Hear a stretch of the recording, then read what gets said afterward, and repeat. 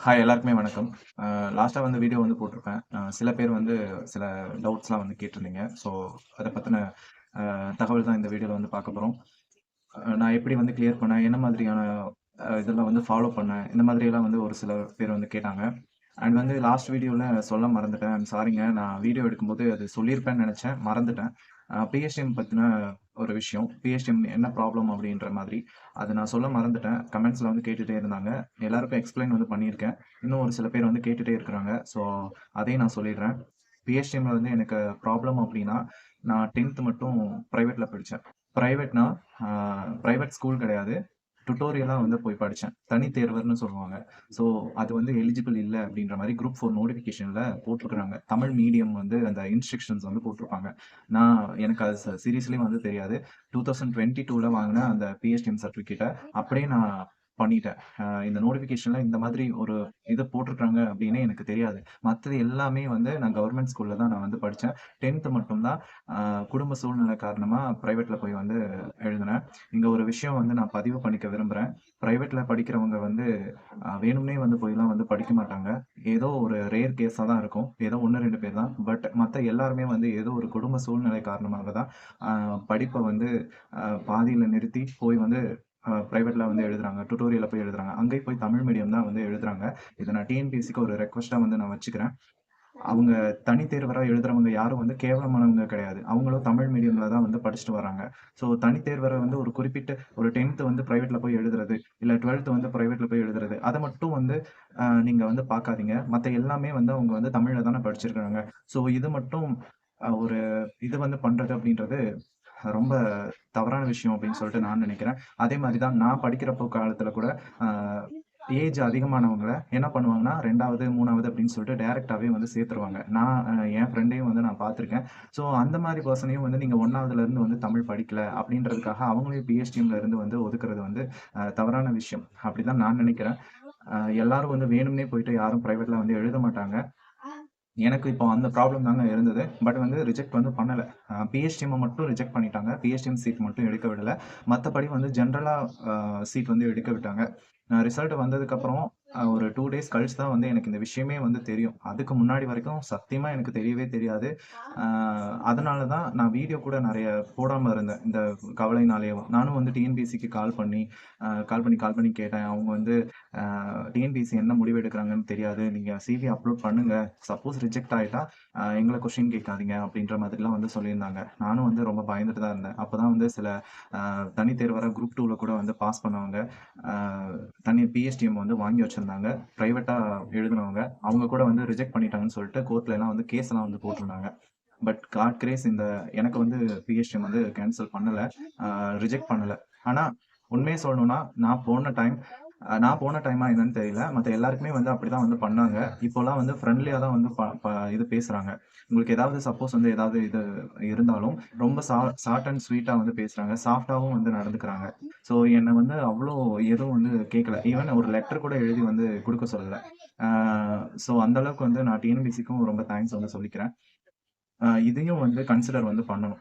Private ஸ்டூடண்ட்டையும் வந்து consider வந்து பண்ணணும். ஏன்னா, அவங்களும் தமிழ்ல தான் வந்து படிச்சுட்டு வராங்க. ஓகேங்க. நெக்ஸ்ட் வந்து கமெண்ட்ஸ்ல வந்து சில பேர் வந்து கேட்டிருந்தாங்க. என்ன பண்ணீங்க? நீங்க என்ன ஸ்ட்ராட்டஜி வந்து ஃபாலோ பண்ணீங்க? என்ன படிச்சீங்க? என்ன இது பண்ணீங்க? எக்ஸாம் டயத்துல வந்து என்ன மாதிரி இருக்கணும்? நோட்டிஃபிகேஷன் வந்ததுக்கு அப்புறம் வந்து எப்ப ரிவிஷன் ஸ்டார்ட் பண்ணலாம்? அ எக்ஸாம்க்கு முன்னாடி 1 வீக்குக்கு முன்னாடிலாம் என்ன பண்ணணும்? எப்படி வந்து நம்மள வந்து இது பண்ணணும்? எக்ஸாம் பிரஷர் வந்து எப்படி ஹேண்டில் பண்றது? இந்த மாதிரி எல்லாம் நெறைய விஷயங்கள் வந்து கேட்டாங்க. நான் வந்து ஃபாலோ பண்ணத வந்து நான் சொல்றேன். கொஞ்சம் நாய்ஸ் இருந்ததுன்னா அட்ஜஸ்ட் பண்ணிக்கோங்க. ஓகேங்க. நான் வந்து எப்படின்னா, 1 இயர் தான் உட்கார்ந்து டிஎன்பிஎஸ்சிக்கு படிக்கணும்னு சொல்லிட்டு உட்கார்ந்ததே வந்து 1 இயரா தான் வந்து கன்டினியூஸா வந்து படிச்சேன். அந்த கன்சிஸ்டன்சி அப்படின்றது 1 இயர் தான். ஜூன் 2023ல ஸ்டார்ட் பண்ணது. கரெக்ட்டா ஜூன் 2024ல எக்ஸாம் வந்து வந்தது. ஸோ அந்த 1 இயர்ல வந்து நான் கரெக்ட்டா வந்து படிச்சேன். நான் எப்படி படிச்சேன் அப்படின்னா, சிலபஸ் வந்து கையில வச்சுக்கிட்டேன். ஏற்கனவே வந்து நான் வீடியோல வந்து சொல்லியிருப்பேன். என்னென்னலாம் வந்து நான் பிரிப்பேர் பண்ணேன் அப்படின்னு சொல்லிட்டு. ஸோ ஸ்கூல் புக்ஸ் தாண்டி வந்து வேற எங்கேயுமே நான் வந்து போகலங்க. அவுட் ஆஃப் புக்லயுமே வந்து நான் போணும்னா, எங்கேயுமே நான் கை வைக்கல. கவர்ன்மென்ட் மெட்டீரியல தான் இது பண்ணேன். கவர்ன்மென்ட் மெட்டீரியல் நீங்க Googleல சர்ச் பண்ணாலே வந்து கிடைக்கும். அதுவும் வந்து சில பேர் கேட்டிருந்தாங்க. கவர்ன்மென்ட் மெட்டீரியல் எங்க இது பண்றது அப்படின்னு. டிஎன்பிஎஸ்சி கவர்ன்மென்ட் மெட்டீரியல்னு டைப் பண்ணாலே உங்களுக்கு வந்து வந்துரும். ஓகேங்களா? அந்த பிடிஎஃப் டவுன்லோட் பண்ணி நீங்க லேப்டாப்ல கூட வந்து இது பண்ணிக்கலாம். அதே மாரி நான் பிரிண்ட் அவுட்லாம் நான் வந்து போட்டு வைக்க கிடையாது. ஏற்கனவே நான் சொல்லியிருக்கேன். என்னோட ஃபேமிலி அந்த மாதிரி ரொம்ப கஷ்டப்படுற ஃபேமிலி தான். இந்த மாரி பிரிண்ட் அவுட் எடுத்து அவ்ளோ கேஷ் வந்து ஏன்னா ஏற்கனவே புக்ஸ் வாங்குனது அது இதுன்னு சொல்லிட்டு செலவுகள்லாம் இருக்கு. இதே வந்து என்னால பிரிண்ட் அவுட் வந்து எடுத்து வைக்க முடியல. சப்போஸ் உங்களால பிரிண்ட் அவுட் எடுத்து வச்சு படிக்க முடியுது அப்டின்னா, தாராளமா வந்து படிக்கலாம். ஓகேங்களா? ஸோ நான் அந்த மாதிரி தான் வந்து பண்ணேன். அ அப்புறம் வந்து அ இந்த மெட்டீரியல்ஸ் எல்லாம் வந்து ஃபர்ஸ்ட் வந்து நான் செட் பண்ணி வச்சுட்டேங்க. ஸ்கூல் புக்ஸ்ல இருந்து எல்லாத்தையுமே வந்து செட் பண்ணி வச்சுட்டேன். அதுக்கப்புறம் சிலபஸ வந்து எடுத்தேன். சிலபஸ்ல என்ன கேட்டுருக்காங்களோ அது மட்டும் தான் படிக்கணும். போன லாஸ்ட் டைம் கூட வந்து தமிழ் வந்து படிக்கிறீங்கன்னா, Tamil new book, old book அப்படி இப்படின்னு சொல்லிட்டு எல்லாத்தையுமே படிக்கிற மாரி இருந்தது. இந்த டைம் வந்து தமிழ் சிலபஸ வந்து குறைச்சிருக்காங்க. ஸோ அதனால நீங்க நியூ புக், ஓல்ட் புக் இதெல்லாம் எடுத்தீங்கன்னா, சிலபஸ்ல என்ன கவர் ஆயிருக்கோ அத மட்டும் படிச்சீங்கன்னா போதும். எக்ஸ்ட்ரா சில சில கதைகள்லாம் இருக்கும். சில சில அன்வான்டட் டாபிக்ஸ்லாம் இருக்கும். அதெல்லாம் வந்து விட்டுருங்க. உங்களுக்கு இந்த டைம் வந்து இலக்கணம் தான் வந்து அதிகமா இருக்கு. 85 கொஸ்டின்ஸுமே இலக்கணம் தான். ஸோ ரொம்ப ஈஸி. மேத்ஸ் சாரி மேத்ஸ்ல வந்து வர்ற அந்த பேசிக் ஃபார்முலாஸ் எல்லாம் இருக்கு இல்லையா? ஸோ சேம் வந்து அதே மாரி தான் இலக்கணத்திலயும் இருக்கும். இந்த பேசிக்ஸ் வந்து தெரிஞ்சதுன்னா போதும். எல்லாமே வந்து ஈஸியா இருக்கும். சரிங்களா? 85க்கு 80 கூட வந்து எடுக்கலாம். ஏன் சொல்லப்போனா 85 கூட வந்து எடுக்கலாம். சரிங்களா? பேலன்ஸ் தான் அந்த வந்து உரைநடை அந்த மாதிரி எல்லாம் இருக்கு. இலக்கியம், உரைநடை. அது வந்து ஒரு 15 கொஸ்டின் தான். அது கூட செலக்டட் டாபிக்ஸ் மட்டும் தான் வந்து குடுத்துருக்காங்க. சரிங்களா? ஸோ அது மட்டும் நீங்க வந்து படிச்சா போதும். அதே மாரி தான் ஜிஎஸ்ஸுக்குமே சிலபஸ வந்து வச்சுட்டு வந்து படிங்க. எப்ப வந்து இதெல்லாம் வந்து படிச்சு கம்ப்ளீட் பண்ணலாம் அப்டின்னா, உங்களுக்கு எக்ஸாம் நோட்டிஃபிகேஷன் வரும் இல்லையா? அந்த நோட்டிஃபிகேஷன் வர்றதுக்குள்ள எல்லாத்தையுமே வந்து கம்ப்ளீட் வந்து பண்ணிடுங்க. இப்போ இந்த இயர் ஏப்ரல்ல வந்து நோட்டிஃபிகேஷன் வருதுன்னா, ஏப்ரல்குள்ள எல்லா போர்ஷனையும் வந்து கம்ப்ளீட் பண்ணிடுங்க. சரிங்களா? ஏதோ 1, 2 டாபிக் விட்டு போச்சுன்னா கூட பரவால்ல. அதுக்கப்புறம் இது பண்ணிக்கலாம். பட் நோட்டிஃபிகேஷன் வந்ததுக்கப்புறம் நீங்க புதுசு புதுசா நெறைய எடுத்து படிக்க படிக்க இன்னும் ரொம்ப ஓவரா வந்து பயமாகும். ஸோ உங்களுக்கு கான்ஃபிடன்ஸ் லெவல் வந்து கொஞ்சம் கொஞ்சம் கம்மியாகும்.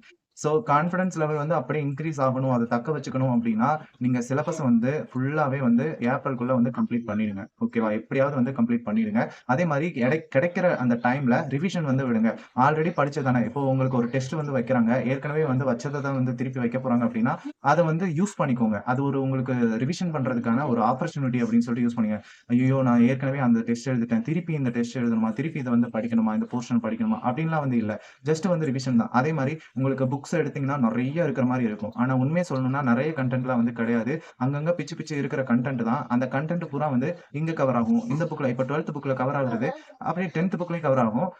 சம்மந்தமே இல்லாத டாபிக்ல கூட இப்ப ஆர்டிகிள வந்து எடுத்துக்கிட்டீங்கன்னா எக்கனாமிக்ஸ்லயும் வந்து ஒரு சில ஆர்டிகிள் வரும். அதே வந்து பார்த்தீங்கன்னா, இங்கேயும் வந்து வரும்.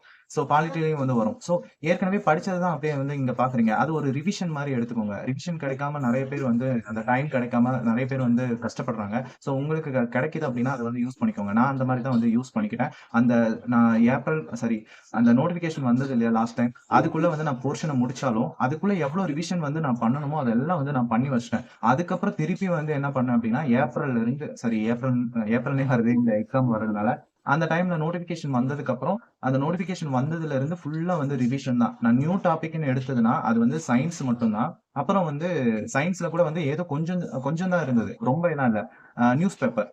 நியூஸ் பேப்பரும் வந்து 1 மந்த்துக்கு மட்டும். ஸோ அவ்வளோதான் நான் வந்து புதுசா வந்து நான் படிச்சேனே தவிர, வேற எதுவும் எக்ஸ்ட்ரா வந்து நான் படிக்கல. ஏன்னா எக்ஸ்ட்ரா படிச்சோம் அப்டின்னா, நம்மளுக்கு ரொம்ப ரொம்ப கன்ஃப்யூஷன் ஆயிடும். சரிங்களா? அப்படியே நீங்க வந்து படிச்சுட்டே வந்துட்டே இருக்கிறீங்க. ரிவிஷன் பண்ணிட்டே வரீங்க அப்டின்னா, எக்ஸாம் வந்து வரப்போது. இப்ப ஜூலை 13 வந்து எக்ஸாம்னு வந்து சொல்லியிருக்காங்க. நீங்க ஒரு ஜூலை 10ஓட வந்து ஸ்டாப் பண்ணிருங்க. ஸ்டாப் பண்ணிட்டு, அதுக்கப்புறம் வந்து நீங்க என்ன பண்றீங்கன்னா, மேத்ஸ்க்கு உண்டான அந்த ஃபார்முலாஸ் இருக்கு இல்லையா? டெய்லி வந்து கொஞ்சம் கொஞ்சம் படிங்க. ஓகேங்களா? அதே மாரி நான் என்ன பண்ணேன் அப்டின்னா, செவுத்துல வந்து அந்த டேட்டாஸ் நம்பர்ஸ் வந்து வச்சு வரும் இல்லையா? டேட்டாஸ். அது அப்புறம் கன்ஃப்யூஷன் இது. அத மட்டும் நான் எடுத்து வச்சிருந்தேன் இல்லையா? அத மட்டும் என்ன பண்ணேன் அப்டின்னா, எக்ஸாம்க்கு முன்னாடி 3 நாளைக்கு முன்னாடி புக்ஸ் எல்லாம் வந்து ஸ்டாப் பண்ணிட்டேன். நோட்ஸ் எடுத்து வச்சதும் ஸ்டாப் பண்ணிட்டேன். அந்த செவுத்துல எழுதி போட்டத மட்டும் தான் டெய்லி பார்த்தேன். ஃபார்முலாஸா இருந்தாலும் சரி, இல்ல அந்த செவுத்துல எழுதி போட்ட அந்த கன்ஃப்யூஷன் பார்ட்டா இருந்தாலும் சரி, அத மட்டும் நான் வந்து பார்த்துக்கிட்டேன். ஸோ அதனால தான் எனக்கு கான்ஃபிடன்ட் லெவல் இன்னுமே வந்து இன்கிரீஸ் ஆச்சு. என்னால எப்படி கொஸ்டின்ஸ் வந்து கேட்டாலும் அட்டெண்ட் பண்ண முடியும் அப்டின்னு சொல்லிட்டு. சோ, அந்த இது ஃபாலோ பண்ணீங்கன்னா, நான் வந்து நீங்க ஃபாலோ பண்ணுங்க அப்படின்னு சொல்லிட்டு சொல்ல வரல. நீங்க ஒரு தடவ ஃபாலோ பண்ணி பாருங்க. அது எந்த அளவுக்கு வந்து உங்களுக்கு கான்ஃபிடன்ட் லெவல் வந்து இன்கிரீஸ் பண்ணுது அப்படின்னு சொல்லிட்டு. சோ, எக்ஸாம்க்கு நான் இங்க போகும்போதுமே நெறைய பதட்டங்கள், நெறைய இதெல்லாம் வந்து நடந்தது. எனக்கு பஸ் கிடைக்கல. நான் இங்க இருந்து சீக்கிரமாவே வந்து கிளம்பிட்டேன். பட் இருந்தாலும் வந்து பஸ் கிடைக்காம இருந்தது. ஆ அப்புறம் அங்க போய் வந்து அந்த இன்விஜிலேட்டருக்கும் வந்து சரியா இது தெரியாம எங்களுக்கு கொஸ்டின் பேப்பர் லேட்டா குடுத்தது. அப்புறம் இடையில வந்து இந்த கேமராமேன் வந்து அவங்க கொஞ்சம் டிஸ்டர்ப் பண்ணது. இந்த மாதிரி எல்லாம் நெறைய இருக்கு. அதெல்லாம் வந்து நான் ஹேண்டில் வந்து அந்த எக்ஸாம் வந்து எப்படி வந்து நான் ஹேண்டில் பண்ணேன் அப்டின்னா, அந்த பதட்டத்திலயும் வந்து எப்படி ஹேண்டில் பண்ணேன்னா, எங்க வீட்டுக்கு பக்கத்துல எல்லாம் வந்து சவுண்ட் வந்து ரொம்ப ஓவரா கேட்டுட்டே தான் இருக்கும். அந்த சவுண்டோட தான் நான் வந்து படிக்கிறது, டெஸ்ட் எழுதுறது இந்த மாதிரி எல்லாம் நிறைய இருக்கும். எங்க வீட்லயும் வந்து கத்துவாங்க. சோ அந்த இதெல்லாம் வந்து ஆல்ரெடி வந்து பழக்கப்பட்டதுனால எனக்கு வந்து அங்க வந்து பெருசா வந்து தெரியல. அத வந்து நான் எப்படியோ வந்து மேனேஜ் வந்து பண்ணிக்கிட்டேன். பட் எக்ஸாம்ல சில சில கொஸ்டின்ஸ்லாம் வந்து தெரியாம இருந்தது. ஸோ ஃபர்ஸ்ட் நீங்க என்ன பண்ணணும்னா, கொஸ்டின்ஸ வந்து நீங்க எத்தன ரவுண்ட் அட்டெண்ட் பண்றது அப்படிங்கிறது ரொம்ப ரொம்ப இம்பார்ட்டன்ட். ஒரே ரவுண்ட்ல வந்து நான் முடிச்சிடுவேன் எல்லாத்தையும் அப்படின்னு சொல்லிட்டுலாம் வந்து பண்ணவே பண்ணாதீங்க.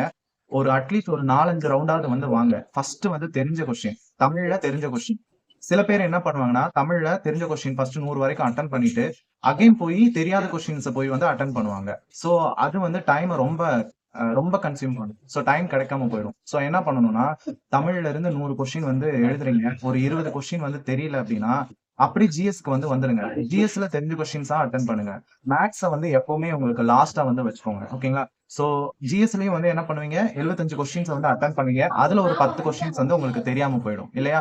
அப்புறம் வந்து நீங்க என்ன பண்றீங்கன்னா, மேத்ஸ் கொஸ்டின வந்து அட்டெண்ட் பண்ணுங்க. மேத்ஸ் கொஸ்டின்ல ஒரு 25க்கு ஒரு 15 தான் தெரியுது, ஒரு 18 தான் தெரியுது அப்படின்னா, அத அட்டெண்ட் பண்ணி முடிச்சிருங்க. ஓகேங்களா? இப்ப முடிஞ்சுச்சு. எல்லா தெரிஞ்ச கொஸ்டின்ஸையும் கரெக்ட்டா அட்டெண்ட் பண்ணியாச்சு. இப்போ நீங்க என்ன பண்றீங்கன்னா, திருப்பி தமிழ்ல இருந்து வாங்க. சோ தமிழ்ல இருந்து வரும்போது, உங்களுக்கு ஏதோ ஒண்ணு கன்ஃப்யூஷன்ஸ் கொஸ்டின்ஸ் இருக்கும். இதுவா? அதுவா? இதுவா? அதுவா? அப்படின்னு சொல்லிட்டு. அப்போ அத வந்து யோசிச்சு பாருங்க. யோசிச்சு பார்த்தீங்கன்னா, கண்டிப்பா வந்து ஆன்சர் கிடைக்கும். ஏன்னா படிச்சது தானே, மறக்கவே மறக்காது. சோ கண்டிப்பா அந்த டைம்ல யோசிச்சீங்கன்னா வரும். ஸ்டார்ட்டிங்ல அந்த 10 நிமிஷம், ஒரு 15 நிமிஷம் தான் நமக்கு யோசிக்க வந்து வராது. ஓகேங்களா? அப்பதான் தெரிஞ்ச கொஸ்டின்ஸ் வந்து அட்டெண்ட் பண்ணணும். தெரியாத கொஸ்டின் அந்த இதெல்லாம் முடிச்சுட்டு வந்ததுக்கு அப்புறம் ஒரு நிம்மதி இருக்கும். அப்போ நீங்க வந்து யோசிச்சீங்கன்னா, கண்டிப்பா அந்த ஆன்சர் வரும். அதுல இதுவா? அதுவா? அப்படின்னு சொல்லிட்டு நீங்க விட்டுருப்பீங்க இல்லையா? அதுல இருந்து ஜிஎஸ் வரைக்கும் 175 கொஸ்டின்ஸ் வரைக்கும் நீங்க ஒரு 30 கொஸ்டின் வந்து விட்டுருக்கீங்கன்னா, அதுலயே ஒரு 5 கொஸ்டின், 10 கொஸ்டின் வந்து அட்டெண்ட் பண்ணிடலாம். ஓகேங்களா? அதாவது கன்ஃப்யூஷன் ஆன கொஸ்டின் மட்டும். அதே மாதிரி மேத்ஸ்லயும் சில சில இதெல்லாம் வந்து ஞாபகம் வரும். அதுக்கப்புறம் அத முடிச்சுட்டு 3 ரவுண்ட் வந்து வரீங்க. 3 ரவுண்ட்லயும் வந்து உங்களுக்கு மேபி இந்த 2 ஆப்ஷன வந்து எலிமினேட் பண்ணலாம் அப்படின்ற ஒரு மெத்தட் இருக்கும். இது கண்டிப்பா வரவே வராது. அதே மாரி இன்னொரு ஆப்ஷனும் இதுவும் கண்டிப்பா வந்து வரவே வராது. அப்படின்ற மாரி இருக்கும். அப்ப நீங்க என்ன பண்றீங்கன்னா, அந்த 2 ஆப்ஷன்ஸ் வந்து இருக்கு இல்லையா? அந்த 2 ஆப்ஷன்ல இத வந்து எலிமினேட் பண்ணலாமா? இத வந்து எலிமினேட் பண்ணலாமா? அப்படின்னு சொல்லிட்டு யோசிங்க. மேபி 50% வந்து உங்களுக்கு கிடைக்கிறதுக்கு பாசிபிலிட்டி இருக்கு. அந்த கொஸ்டின்ஸ் வந்து கரெக்ட்டா வரதுக்கு. அதே மாரி தான் மேத்ஸ்க்கும் வந்து அந்த மாரி வந்து பண்ணுங்க. சோ இப்படியே பண்ணிட்டு லாஸ்ட்டா வந்து இது எனக்கு தெரியவே தெரியாது. இது சுத்தமா தெரியாது. ஐடியாவே இல்ல. இது நான் படிச்சது கூட கிடையாது. எங்கேயுமே பார்த்தது கூட கிடையாது அப்படின்னா, நீங்க என்ன பண்ணலாம்னா, ஆப்ஷன் பி வந்து சூஸ் பண்ணலாம். இல்ல அப்டின்னா, வந்து இதெல்லாம் வந்து கடைசி கட்டம் தான். மோஸ்ட்லி வந்து இந்த ஆப்ஷன வந்து தவிர்த்துருங்க. இந்த சூஸ் பண்றது, சூஸ் பண்றது, எதையாவது ஒண்ணு சூஸ் பண்றது அப்படின்றது வந்து இது பண்ணிடுங்க. ஏன்னா, அது வந்து ஒரு சில டைம் தான் வந்து வொர்க் அவுட் ஆகும். சில டைம் வந்து வொர்க் அவுட்டே வந்து ஆகாது. ஓகேங்களா? ஸோ எக்ஸாம நீங்க என்ன பண்றீங்கன்னா, உங்களுக்கு பயம் அப்படின்றது வந்து அந்த எக்ஸாம் டைம்ல வந்து கண்டிப்பா வந்து வரும். யாருக்கா இருந்தாலும் வரும். எனக்குமே வந்தது. ஆனா, அந்த பிரஷர எப்படி ஹேண்டில் பண்றதுன்னா, நம்மளுக்கு படிச்சது எல்லாமே ஞாபகம் இருக்கு. அப்படின்ற அந்த ஒரு நம்பிக்கை இருக்கும். அந்த ட்ரஸ்ட் இருந்தா போதும். கண்டிப்பா வந்து எந்த கொஸ்டின்ஸ் கேட்டாலும் அட்டெண்ட் பண்ணிடலாம். நம்மளுக்கு நம்பிக்கை இல்ல. ஐய்யயோ! நம்ம படிச்சதெல்லாம் மறந்து போயிடும் அப்படின்ற ஒரு டவுட் இருந்ததுன்னா மட்டும் தான், உங்களுக்கு மேபி ஏதாவது ஒரு குளறுபடி நடக்கிறதுக்கு சான்சஸ் இருக்கு. நம்பிக்கை வைங்க கண்டிப்பா. அந்த நம்பிக்கை வந்து உங்கள வந்து காப்பாத்தும். உங்கள சேவ் பண்ணும். ஓகேங்களா? அதே மாரி சில பேருக்கு வந்து படிக்கும்போது, ப்ரோ குரூப் ஸ்டடி பண்ணணுமா கண்டிப்பா? அப்படி இப்படின்லாம் வந்து கேட்பீங்க. ஆக்சுவலி நான் வந்து குரூப் ஸ்டடிலாம் வந்து பண்ணலங்க. அ ஃப்ரெண்ட்ஸ் சர்க்கிள் வந்து எனக்கு அவ்வளவா வந்து கிடையாது. ரொம்ப ரொம்ப கம்மியான ஃப்ரெண்ட்ஸ் சர்க்கிள் தான். நான் யார்ட்டயும் ஈஸியா வந்து அட்டாச் ஆயிட மாட்டேன். யாராவது என்கிட்ட வந்து நல்லா பேசுனாங்கன்னா, நான் வந்து நல்லா பேசுவேன். அப்படியான கேரக்டர் தான் நானு. சோ, அதனாலயே எனக்கு ஃப்ரெண்ட்ஸ் சர்க்கிள் வந்து கம்மி தான். சோ, டிஎன்பிஎஸ்சி ப்ரிப்பேர் பண்ற ஃப்ரெண்ட்ஸ் வந்து எனக்கு வந்து அவ்வளவா இல்ல. யாரும் வந்து இல்லன்னு தான் சொல்லணும். ஆ இருக்குறாங்க. ஆனா, அவங்கலாம் வந்து தூரம் தூரம். அதாவது அண்ணா அப்படின்ற மாதிரி ஒரு கேரக்டர் மாரி தான் இருப்பாங்க. அவங்களோட கான்டாக்ட்லாம் வந்து அவ்வளவா இருக்காது.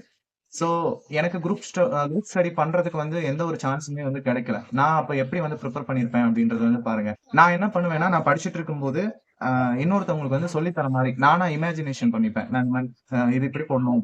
இது இந்த மாதிரி வரணும். இது இந்த மாதிரி வரணும். புரிஞ்சதா?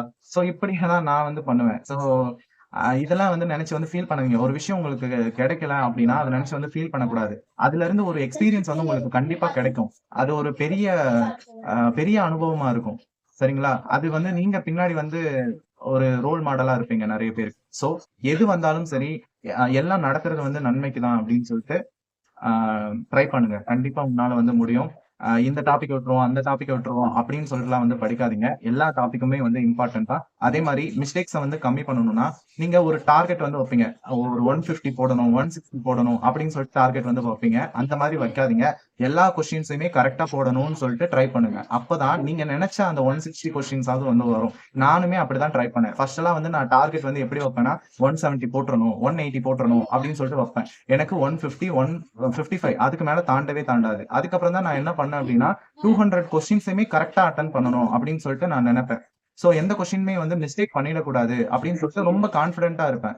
அதுல கேர்லெஸ் மிஸ்டேக்ஸ் வந்து நம்மளுக்கு ரொம்ப ரொம்ப கம்மியாகும். சோ அப்ப நான் என்ன பண்ணுவேன்னா, அந்த ட்ரை பண்ணும்போது என்னோட இத வந்து நான் ஓஎம்ஆர் ஷீட்ட வந்து கரெக்ஷன் பண்ணேன்னா, எனக்கு 175, 180 அந்த மாரி வந்துரும். சோ நான் ஸ்டார்ட்டிங்ல என்ன டார்கெட் பண்ணேனோ, அந்த டார்கெட் பண்ணும்போது எனக்கு 150 தான் வந்தது. 200 கொஸ்டின்ஸும் எய்ம் பண்ணும்போது தான் எனக்கு 180 அந்த மாரி வந்து வந்தது. சரிங்களா?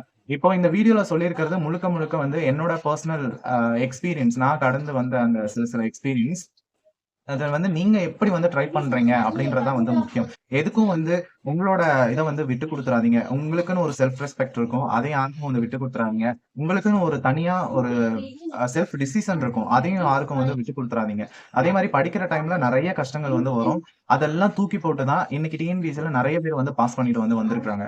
ஓகேங்களா? ஹியூஜ் பீப்பிள்ஸ் இருக்கிறாங்க. அந்த மாதிரி நெறைய கஷ்டங்கள், நெறைய ஸ்ட்ரகிள்ஸ் வந்து ஃபேஸ் பண்ணிட்டு வந்து வந்திருப்பாங்க. சோ அப்ப அவங்கலாம் எப்படி வந்திருப்பாங்கன்னு சொல்லிட்டு ஒரு நிமிஷம் யோசிச்சு பார்த்தீங்கன்னா, கண்டிப்பா நீங்களும் உங்களோட ப்ராப்ளம்ல இருந்து வெளியில வந்து வந்துரலாம். ஓகேங்களா?